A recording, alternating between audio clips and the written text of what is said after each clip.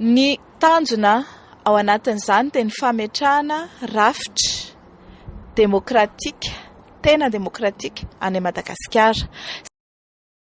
Zany hoe anisan'ny zavatra tsy demokratika io filoham-pirenena amin'izao io CENI amin'izao io HCC amin'izao io code électoral izay ampiasaintsika amin'izao. Ahoana nefa ny atoanareo satria le sistema rehetrarehetra zany zao azo ianao efa eo am-pelatana ny mpitondra amin'izao fotoana izao dia ahoana ny nefa nisy mouvement populaire tany amintsika ny tenenao hoe fanonganam-panjakana fa tsy ny tenenao hoe demokrasia na mahasamihafa ny taloha sy ny amin'izao takianareo zao. Rehefa hitany moa zany aty Frantsa dia nanaovany mandat d'arrêt international izay nalefany any amin'ny Interpol. Dia faly mandray anao zany izay eto amin'ny Gasikara Fanny Soerinaivo izay filohan'ny RMDM Diaspora France. Miarabanao tompoko. Faly miarabanao Marie-Jo ary faly miarabanareo ao amin'ny Radio Gasikara ihany koa dia misaotra betsaka namaly ny fanasana izay nataonay. Fanontaniana voalohany moa zany le RMDM manaina ohatra hoe ary efa nolazaina tamin'ny Gasikara zany hoe tsy parti politique afangaro foana mantsy zay tsy parti politique fa plateforme vondrona ahoana tsara moa ny tena fandehan'izany hoe vondrona zany atao ina le vondrona dia ahoana? Ny RMDM Diaspora zany dia fikambanana antoko sy association maromaro ary misy olon-tsotra ihany koa no mivondrona ao anatiny. Ny RMDM Diaspora dia mitovy amin'ny plateforme de l'opposition any Madagasikara. Raha patsahivina antsika dia ny plateforme de l'opposition dia ataontsika hoe structure anankiray amondronana ny mpanohitra rehetra. Zany hoe mety antoko maromaro ny ao fa tsy antoko ray. Ny any Madagasikara zao dia misy antoko eo amin'ny 50 izy mahery ny ao anatiny izay tariny filohan'ny RMDM any Madagasikara.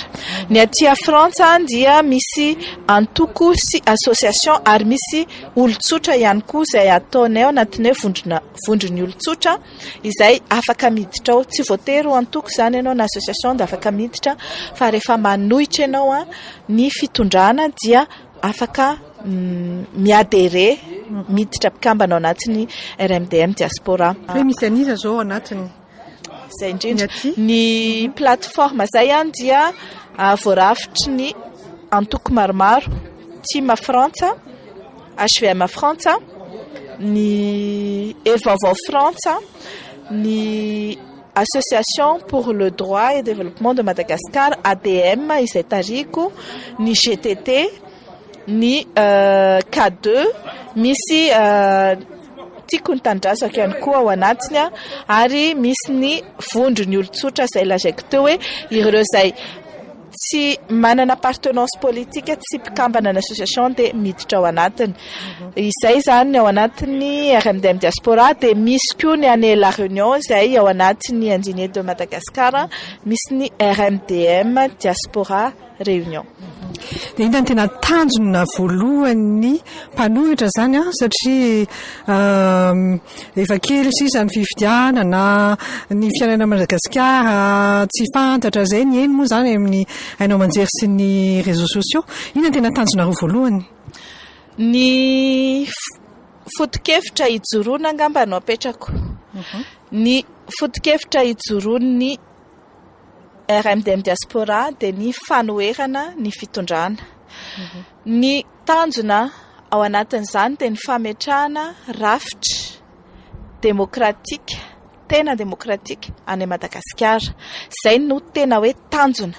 Zany hoe rafitra demokratika zany dia système tena demokratika satria tsy mi-existe zany, tsy misy an'izany a Madagasikara zao. Ao anatin'izay fametrahana ny rafitra demokratika zay dia mila esorina izay zavatra tsy demokratika rehetra. Zany hoe anisan'ny zavatra tsy demokratika io filoham-pirenena amin'izao io CENI amin'izao io HCC amin'izao io code électoral izay ampiasaintsika amin'izao ireny rehetrarehetra zany dia ao anatin'ilay atao hoe système antidémocratique. Ny tanjona ametrahana zany atao hoe rafitra tena demokratika zany dia mila mandalo amina fifidianana demokratika. Ny zavatra misy nefa dia ny fifidianana izay niainantsika tamin'ny 2024 dia nahitana osoka marobe fa rehefa nentina teny amin'ny rafi-pitsarana mikasika ny fifidianana ny haute cour constitutionnelle izay nanao ny cour électorale tamin'izany dia tsy noraisy ny profo rehetra izay nentina teny. Tao aoriana kely n'iny nefa volana marsa 2020 dia ny lavo lefina na ataontsika hoe ny avoe ny CENI fa tena nisy tokoa ny tsy fatomombanana goavana tao anatin'ny fikarakarana fifidianana. Izany tsy fatomombanana goavana izany nefa dia manokatra lalana be dia be amin'ny osoka. Ka noho izany ohatry ny hoe rehefa vicié zany le processus électoral zany hoe feno zavatra nul ao anatin'ny processus électoral dia tokony ho nul ihany koa izay élection natao tamin'izany processus zany. Izay zavatra izay no anisany ataoko hoe zavatra nitakiany RMDM diaspora voalohany dia ny fanalana ny Andry Rajoelina noho ny élection izay feno doublon. Nanaovanay requête teny amin'ny HCC zany izay nahazo raisina fa tsy mitombina ihany koa. Tiako tenenina zany dia izao ny tanjon'ny RMDM diaspora izay rody be ny mpanohitra, misy antoko maromaro, misy vondron'olona, misy olona izay manohitra n'izao zavatra tsy mety hitondrana ny firenena izao dia ny any amin'ny atao hoe fitondrana demokratika. Dia ahoana nefa ny atonareo satria le système rehetrarehetra zany zao azo ianao efa eo am-pelatana ny mpitondra amin'izao fotoana izao dia ahoana ny hevitra amin'izay? Ny marina tokoa fa tena eo am-pelatana ny mpitondra io zany isanisa moa zany mpitondra ka eo amin'ny fitondrana dia manana ny ataontsika hoe herim-pamoretany fanjakana rehetra, ananany armée eo am-pelatanany, ananany volam-panjakana rehetra, ananany pouvoir izay nampindramina azy, ananany reconnaissance internationale. Kanefa hozy izy hoe ny fitondrana izay nampindramina dia azon'ny vahoaka alaina.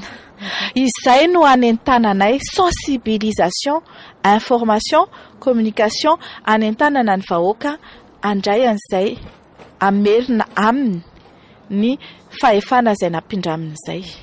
Ohatra hoe hidiny eny an-dalana ve zany sa hitaky fifidianana sa inona marina? Anisan'ny ataontsika hoe moyen démocratique ampiasaina ny fidinana an-dalambe ary hitantsika na tia Frantsa ary dia anisan'ny expression démocratique tsy voatery hoe hangataka fanalana mpitondra na fanalana zavatra ny Frantsay rehefa midina an-dalambe fa anisany moyen ataontsika hoe fomba démocratique anehoan-kevitra sy anehoana ny tsy fifaliana hitakiana zavatra ny fidinana an-dalambe.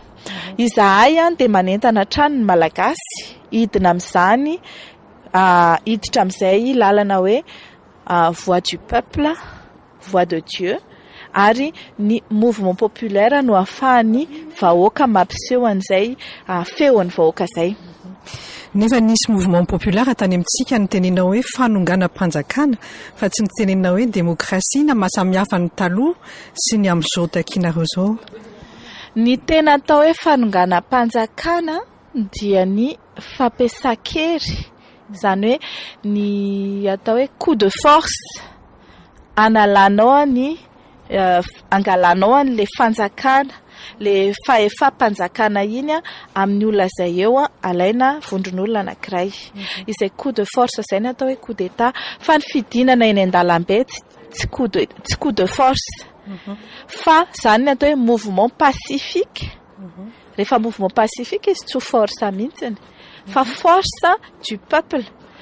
Izany hoe isika zany ampitahorina foana hoe nareo raha midina any an-dalambe dia manakorotana ny fiandrianam-pirenena. Kanefa oka tsy ho adinitsika fa na ny fomba natongavany io filohan'ny repoblika amin'izao io teo amin'ny fitondrana dia nihetsy-bahoaka tamin'ny 2018. nafana nandrava tamin'ny fomba institutionnel ny fitondrana tamin'izany. Izany hoe nisy faravan'ny gouvernement de manière institutionnelle. Fanonganam-panjakana ve zany sa rehefa miarranger anazy ve le izy dia tsy fanonganam-panjakana fa rehefa amin'izao fotoana izy ny eo amin'ny fitondrana tsy mety daholo ny zavatra ataony dia mieritreritra izy hoe fanetsiketsena fanozongozonana ny fitondrako ny fidinana an-dalambe fa dia averintsika izay ilay ataoko hoe sensibilisation, information, communication an-trany ny ataonay dia ny mamerina ao an-tsainy ny vahoaka fa any vahoaka ny fahefana ary mila miverina amin'ny vahoaka izany fahefana zany amin'ny alalany fihetsem-bahoaka mouvement populaire. Nareo ve manana rafitra na zavatra ohatr'izay miresaka amin'ny solombavam-bahoaka amin'ny satria zany maheno ny zavatra ataony ny resaka atao eto zany hoe voatatitraiza moa zany dia ahoana ny ahatongavan'ilay havatra ny tanindrazana amin'izao fotoana izao solombavam-bahoaka ve zany sa hainao manjery no ampiasainareo sa inona? Ny izahay amin'izao aloha dia lazaina hoe mifandray amin'ny RMDM Foibe any Madagasikara. Ka ny RMDM Foibe dia manana solombavam-bahoaka izay ao anatin'ny Assemblée nationale ary solombavam-bahoaka ireo na dia vitsy anisa ary malheureusement dia mitondra ihany ny tenin'ny vahoaka izay tsy mankasitraka ny zavatra mitranga na ny tsy fahatomombanana amin'ny fitondrana. Dikan'izay zany dia misy ny canal de communication izay anananay mampiasa ny tambazotra rehetra izay na ny Facebook, WhatsApp, ny YouTube, mampiasa ny Zoom izahay ifandraisana amin'ny vahoaka sy amin'ny solombavam-bahoaka ary ifandraisana malagasy eran-tany.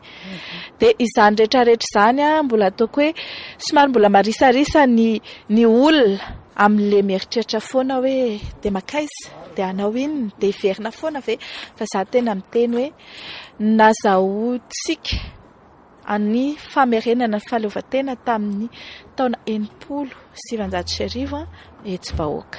Nisy maty nanomboka tamin'ny 1947 no efa nietsika zany ny vahoaka 1960 zay vao nahazo ny famerenana ny fahaleovantentsika. Ireo razambe atsika raha tsikivy de 1947 à 1960 dia itsika ave vao 2 taona zay 3 taona no nitondrany fitondrana ataontsika hoe tokony io ny fitondrana farany antidémocratique eto Madagasikara fa manomboka eo tsika tokony anova ny règle du jeu amin'izay hoe manomboka izao okitsika tsy hanao tsangan'olona intsony fa okitsika hanao tsangakevitra ka ny hevitra izay mety ao malagasy no toanana ary izay no iarahana mametraka constitution mety amin'ny malagasy. Ny règle du jeu araka ny teneniko hoe ohatrany ahoana ny fampitondrantsika vahoaka sy mpitondra, ahoana ny impunité ny mpitondra, ahoana no vahoaka ihany no saziana rehefa mandika lalàna fa ny mpitondra tsy misy fanasaziana mahazo azy, ahoana ny mikasika ny fandanimbola amin'ny fifidianana, ahoana ny financement andreny fifidianana andreny, inona ny sazy raha mandika lalàna. Zany atao hoe règle du jeu apetrakantsika. Faharoa manaraka an'izay raha mieritreritsika malagasy hoe za aloha mbola hipetrapetraka ka za mbola hiasa ka za mbola milamindamina fiainako aty a Frantsa aty na aty ivelany aty dia mieritreritra iza no anao an'izany. Zay le sensibilisation ataonay tsy maintsy isika mahafoy ataoko hoe ampahany amin'ny fiainantsika, ampahany amin'ny le parcourtsika professionnel sy parcours de vie atsika ho atokana ho an'ny fitavan-tanindrazana ary izay no anentanana ny olona hoe aza matoritory ao nareo dia mieritreritra hoe io hoe tsisy anao eo hoe fa za aloha tsy mavita family isika manao hoe aleo mba manao za koa mba hanao hitondra ny anjara briko inona ny azoko atao za ve inona ny haiko za ve mahay manakevitra za ve mahay manao asa tanana za ve mahay mitendry za ve mahay mihira za ve manao tsenjery na dia izany arange dia efa fanentanana misy olona manentana amin'ny alalan'ny hira misy manentana misy ao anatin'ireo hitako izao anatin'ny jeunesse malagasy misy ny manentana amin'ny alalan'ny atsikana misy manentana amin'ny alalan'ny slam misy manentana amin'ny fomba dia izay ny ataoko hoe isika ve iandry hoe andraso iandry hoe isy anao io quelqu'un va sûrement le faire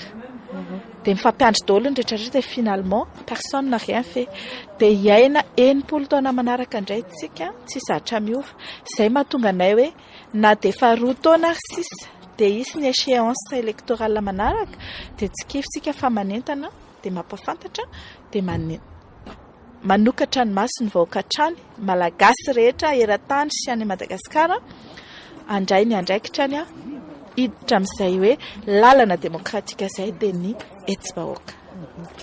Etsy-bahoaka izay izany ny tanjona voalohany izao hampietsika ny vahoaka. Ny lalana. Samy hafa ny atao hoe tanjona sy ny moyen.